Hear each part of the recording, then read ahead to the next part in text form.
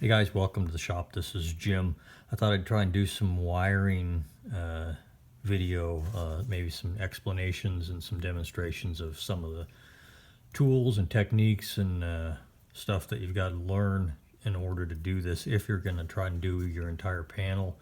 On my 6, I originally had a steam gauge layout with a vacuum pump, and I ordered all my stuff from Pacific Coast Avionics when I was at Sun and Fun. I ordered everything, and they did a wiring harness for me that included an audio panel, and most of that stuff was Garmin with the exception of an ICOM COM2 radio. But anyway, they did the wiring harness for me. I don't recall back then what that involved or how much it cost. That was probably 20 years ago. So it would have been significantly cheaper than it is now. But I didn't know anything about it at the time, so that made sense for me. I don't even know if maybe they offered it that way or that's how it was sold. If you look on Aircraft Spruce, like to buy this GTN 650 or 750, they won't sell that radio to you. You have to look and see what the details are. Bottom line is, I think Spruce will require you to buy a pre-wired pigtail, and I don't know if that's an agreement they have with Garmin or what it is, but they won't sell it to you, and it makes sense to me that it's very complicated, and part of the problem is that it's a certified TSO'd or STC'd radio for certified aircraft, so they probably have a little bit of liability that they're trying to manage.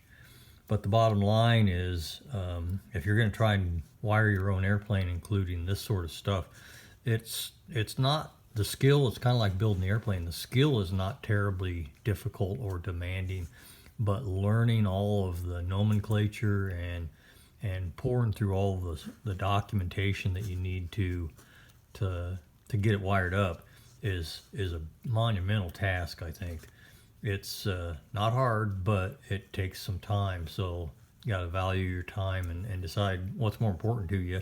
When I get all done and it's working, it'll be nice that I'll know and understand it real well, but there'll still be a lot of stuff that I don't completely understand, that a technician would probably have a better idea about some of the actual functioning of all the detail within all this stuff. Anyway, I just threw that in there because it's a pretty picture of the cover page. That brings me to the first point, is that some of that stuff you can't find that manual online like you can the G3X, and Garmin does that. They don't have a good excuse, but because I've read somewhere that somebody called them and said, hey, there's no requirement that you guys can't put that out in the public domain, so they send it to you. But if you order your stuff from Stein, they'll send you the documentation that you need. You just got to ask them for it and they'll give it to you. So you can find it. Sometimes it's hard to find, and some of it's not, and it's kind of confusing just starting out. I'm gonna hop around or jump around, so if this continues into multiple videos and you guys want to see more, be sure and just leave me a comment. Let me know what you think, if you like it. If you don't, I'll keep going kind of based on that. But so I'll jump around. I'm going to show you some tools and maybe a couple pages of the documentation here. This is the G3X document. I've got several ring binders full of stuff from different appliances. This happens to be the G3X, which actually covers a lot of different hardware. And this page is the primary display unit, or the PFD. And it starts out, this is kind of standard for every appliance. So you see up here at the title, it's the GDU4XX display unit. This is the first connector. 4501 is the name or the number of it. And then it's showing you the pin layout. And then down here it's showing you what the name and function of every pin does. So as I go through and wire stuff, I highlight the ones that I know I'm using, and then I'll write notes in here like colors of the wires. That's what this is. This CAN bus is a 2-wire twisted shielded pair. So you'll have a blue and a white, and then it's got a shield. So then down here we've got an RS-232 channel, and we've got a ground, and we've got a power and a ground for that. You actually got 2 grounds and 2 powers. That's so if you're running the battery backup system, I forget the name of it, but that's what you'd use there. And some of this stuff will show up later then in the documentation in the interconnect drawing. So this is just specific to the G3X display unit. And I'll flip a couple pages here. Then here's the big first connector that you see is the 4502 is the name or number of that connector. And then you'll see a bunch of stuff here. So the pin 10 is a system ID, which gets tied to pin 27, I believe, and I used a yellow wire, and that just identifies that this is the primary display. And I could be wrong about that. It's been a while since I did that, but I think that's just telling the system that this is the PFD, not the MFD. And then if you look over here is pin 7, signal ground, and that's a yellow wire, and it goes, so here I'm saying that goes back to pin 27. Then RS-232 channel number 3, I've got that hooked to my carbon monoxide detector, which I don't even have yet, but I've got it wired. I'm planning on getting that. And so you can see lots of stuff here. This is just one connector, and this particular appliance, the display, this is called standard density. Let me see if I got one here. Well, here's the this is one of the plugs for the, or connectors for the GTN 650xi. And I don't know if you can see that very well, but this is not standard density. This is high density, which means that they use a smaller pin, and there'll be more of them typically. So there's 3 rows of pins in there, and I don't remember what the count is on that, but probably like 50 some or 60 some pins, depending on the width, of course. So that's high density. And then let me show you the connectors.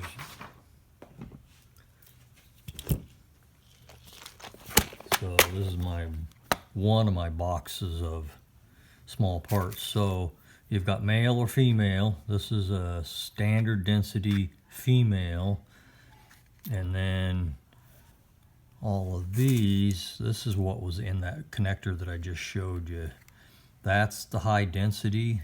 And let me grab the standard density. I don't think you'll be able to tell the difference in the video, but there you can see that the size of this one here is a bigger diameter. It wouldn't fit into that other connector. It wouldn't go into the hole.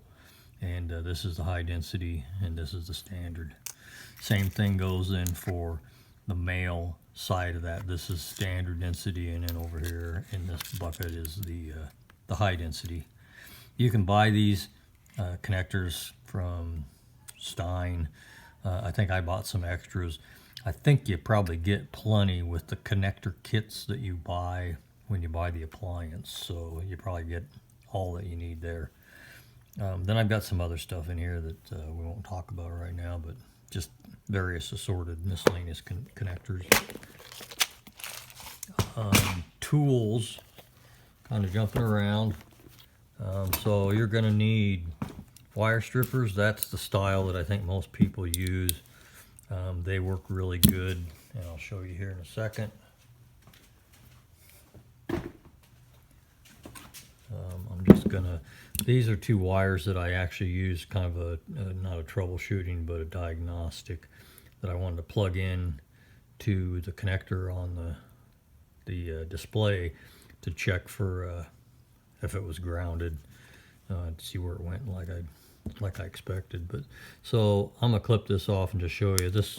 This is pretty easy to use. It's got the wire gauge sizes in here. Starts at 26, I think that says, and 24, and then 22. Most of the stuff you're gonna do is 22. You'll have various other sizes, but you're gonna stick it in there, and you'll. This is a skill that you'll learn, how far to leave it exposed when you're putting those pin connectors on there. So I hope you can see that there. that's about what you want, and you'll just, like I say, you'll learn how this goes. And then you just squeeze. It's clamping down here, which is kind of neat, and then it's stripping it over here and pulling the insulation off. And then it leaves you this, so you want to pull it all the way, and then when you release, it unlatches the clamp here and lets go of the wire. And there you can see I got a nice strip on that. And then you would grab one of these connectors, and it goes on that way. And you can see the orange base of it there. Then you've also got, and I'm spinning it around here looking for the hole there. I don't know if you'll see that, but there's a tiny little inspection hole there. And it shows you this in your instructions or in the documentation from Garmin, that when you insert the wire, before you crimp it, or after you crimp it actually, you want to be able to see the wire through that inspection hole. Then I'm not going to crimp this just because I don't want to waste a connector, but I'll show you the crimp tool now, which is tighten over here. This is the less expensive version of it, and I got this from Stein. I think they make a secondary insert that goes in here for the high density pins. I use the same standard for both high density and normal density.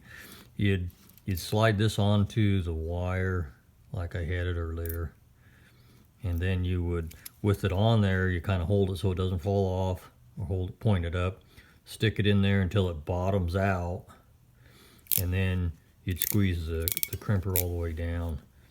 And I can show you with this one that's already done. So you'd have it on there before it's crimped. You poke it in there so it bottoms out, and then you squeeze it all the way, and then it lets go. If you don't go all the way, it locks, and it's doing that so that it forces you to get a good crimp on it. In other words, you have to go to the full depth before it will release and come back off. So you'd stick it in there, you'd crimp it, and then it would release, and then you pull it back off. On the high density pins, if you look at this, you can just barely see it's flush there.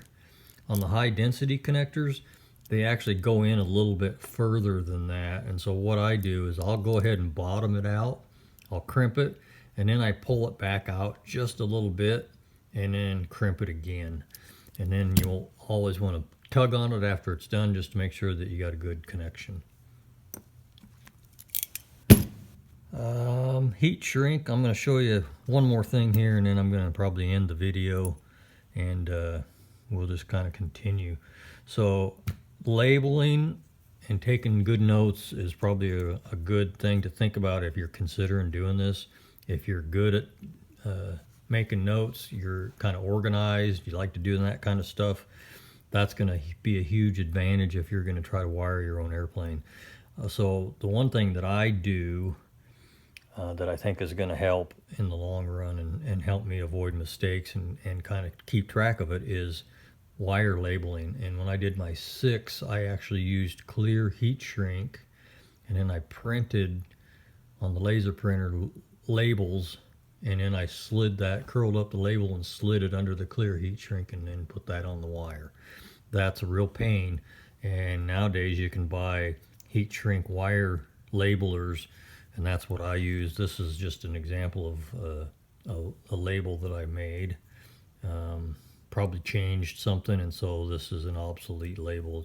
It's probably not going to get used other than just for random heat shrink somewhere else. But I'll show you the labeler that I got, and it's a cheap labeler. What's expensive is the actual material.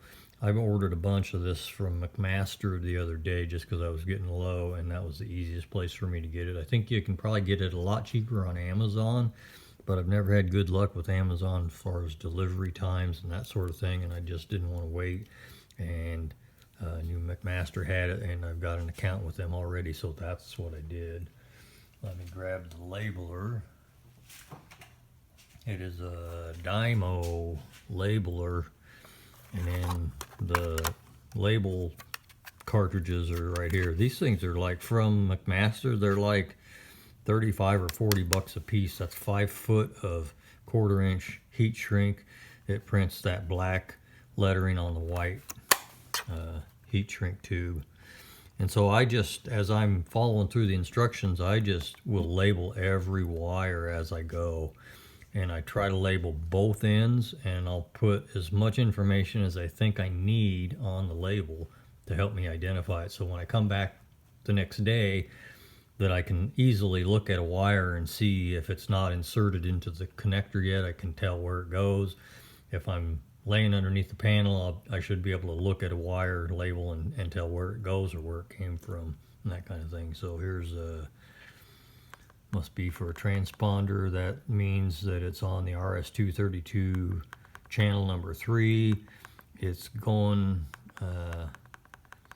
it's ADS-B from the GTX going to, and I don't know where it's going. So, but when you put it on the wire, you'd be able to look at the other end or know, kind of trace it. But, so that's what I use. I forget where I got this, probably on Amazon, and I just did a Jungle Rig battery pack here that I can recharge. That's just a 6-cell 9mAh battery, just because I didn't like having to replace double A's all the time or triple A's, whatever they are. So you need lots of tools, and there are lots of different skills that you'll learn. None of it's terribly hard, but it does take some organizational skill. I hope this helps. Let me know if you're following along, if this is useful for you. Be happy to answer questions, and I'm planning on trying to do a few more. There's lots of stuff I'd like to cover, and it'll help me to maybe follow my own wiring as I go, or as I want to refer to it later.